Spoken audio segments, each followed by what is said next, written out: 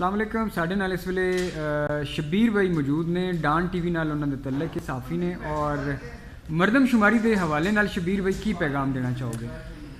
बहुत शुक्रिया रियासत।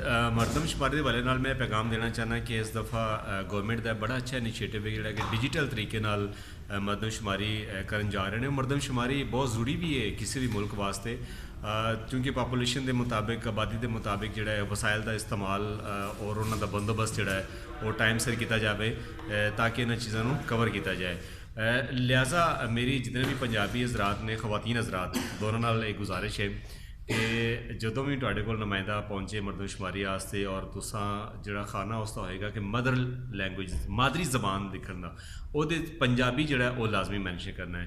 पंजाबी साडी अपनी जबान है, असी बहुत इहदे नाल प्यार करने हाँ, बहुत सानू मान है अपनी पंजाबी जबान ते, कदे भी शर्माना नहीं है और बढ़ चढ़ के इस चीज़ हिस्सा लेना है कि मादरी जबान पंजाबी और खुद भी मदरी जुबान के खाने में पंजाबी लिखना और अगे भी दूजिया भी यही स्नेहा देना है। बिल्कुल जी, दूजिया ने भी इस चीज़ का पैगाम देना है कि जितने पंजाबी ने मादरी जबान का खाना जिथे भी आया उसे अपनी मादरी जबान पंजाबी को बिल्कुल नहीं बोलना और लाजमी उसका मैंशन करना।